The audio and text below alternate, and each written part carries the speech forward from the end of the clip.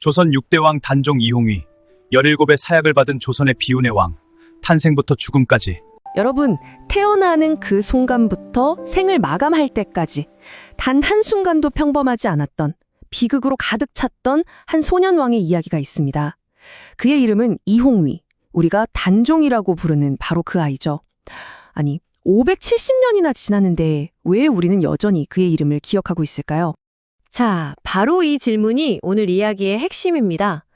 아니, 대체 어떻게 12살짜리가 한 나라의 임금이 됐다가 또 하루아침에 나라의 역족이 될 수가 있었을까요? 이 타임라인을 한번 보세요. 정말 기가 막힙니다. 1441년에 태어나서 1452년에 왕이 되고 딱 3년 뒤인 1455년에 쫓겨나죠. 그리고 2년 뒤에 세상을 떠납니다. 그러니까 고작 17회를 사는 동안 인간이 겪을 수 있는 최고의 영광과 최악의 비극을 다 겪은 거예요. 자, 이 시간의 흐름을 따라 그의 인생으로 한번 들어가 보시죠. 단종의 삶은요, 시작부터가 참 눈물겨웠습니다. 1441년 귀한 왕손으로 태어났지만 그 기쁨은 정말 잠시였어요. 태어난 지 딱 사흘 만에 어머니 현덕왕후가 돌아가셨거든요. 그렇게 어머니를 잃은 손주를 정말 애틋하게 여긴 분이 바로 할아버지 세종대왕이었습니다. 세종은 이 총명한 손자에게서 조선의 밝은 미래를 봤지만 그래서 그랬을까요?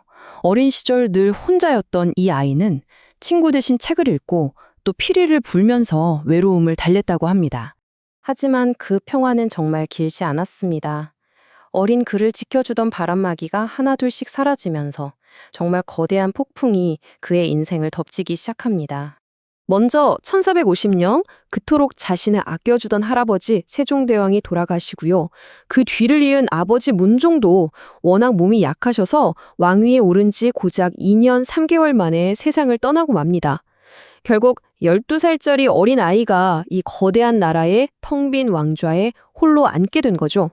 문종은 자신의 죽음을 예감하고 믿었던 신하들을 불러 모아서 정말 피를 토하는 심정으로 마지막 부탁을 남깁니다. 내 아들 홍위를 부쩍하오. 부디 이 나라를 잘 보필해 주시오. 여러분, 이게 그냥 잘 부탁해 정도가 아니었던 거죠. 어린 내 아들을 향한 충심, 그리고 신하로서의 도리를 목숨을 걸고 지키라는 마지막 명령이었습니다. 자, 여기서부터 조선의 운명을 건 거대한 충돌이 시작됩니다. 한쪽에는 돌아가신 왕의 유언을 받들어서 어떻게든 어린 왕을 지키려는 신하들이 있었고요. 그리고 다른 한쪽에는 바로 왕의 삼촌이죠.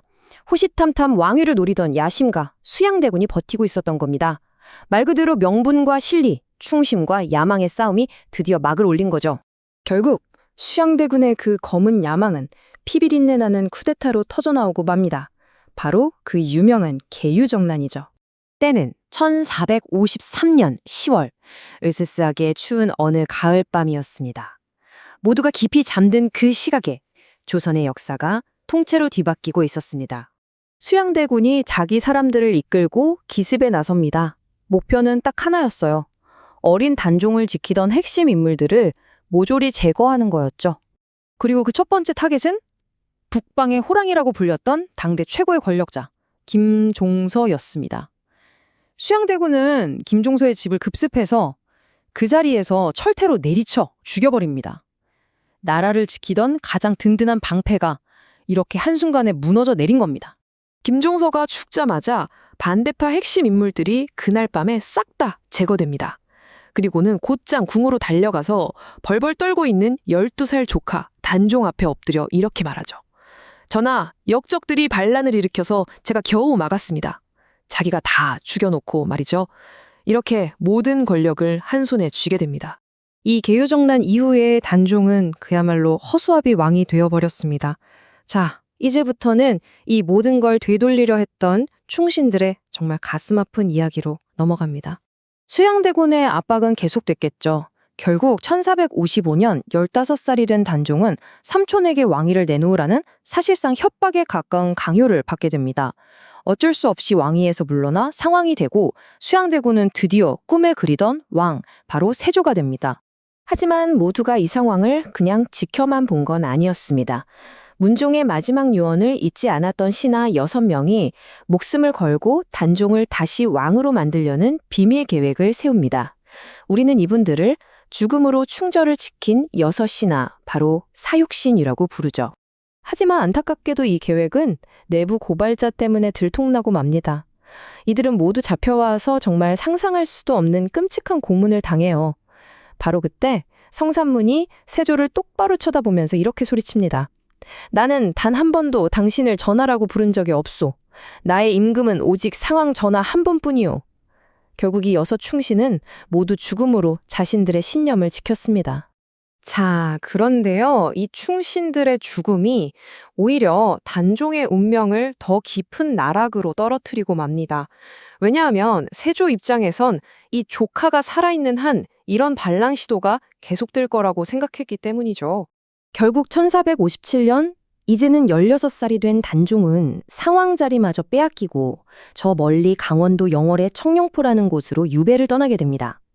이 청룡포라는 곳이 삼면이 강이고 뒤는 깎아지른 절벽이라 배 없이는 꼼짝도 못하는 말 그대로 살아있는 감옥이었어요.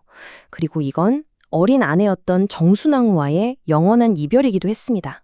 그 외딴 유배지에서 소녀는 시 한 수를 남깁니다. 그 시의 한 구절이 이겁니다. 해마다 슬픔을 덜어내려 해도 그 슬픔은 끝이 없구나. 부모님, 나라, 그리고 자신을 위해 죽어간 충신들. 모든 걸 잃은 소년의 절망이 이 짧은 글귀에 다 담겨 있는 것 같죠. 그러던 중 또다시 단종을 복위시키려는 움직임이 발각되자 세조는 마침내 마지막 결단을 내립니다. 조카에게 사약을 내리죠. 그렇게 단종은 고작 17의 나이로 생을 마감합니다. 자, 그런데 이렇게 그의 인생은 비극으로 끝났지만 이야기는 여기서 끝나지 않습니다. 오히려 살아있는 권력도 이기지 못한 기억의 힘이 그의 진짜 이야기를 써내려가기 시작하죠. 단종이 죽었을 때 모두가 후환이 두려워서 그 시신을 거두지 못했습니다. 그런데 그때 영월의 한 이름 없는 관리가 바로 엄흥도라는 분이 목숨을 걸고 몰래 시신을 수습해서 양지 바른 곳에 묻어주었죠. 이 작은 용기 덕분에 무려 241년이라는 시간이 흐른 뒤에야 숙종 임금 때가 되어서야 단종이라는 이름으로 공식적으로 왕위 지위를 되찾을 수 있었습니다. 권력이 아무리 짓밟고 지우려고 해도 결국 백성들의 기억이 역사를 바로 세운 겁니다. 그래서 오늘 이야기의 마지막에 이 질문을 던져봅니다. 살아있는 폭군의 권력, 그리고 이름 없는 사람들의 기억. 여러분은 둘 중에 무엇이 더 강하고 오래 간다고 생각하십니까?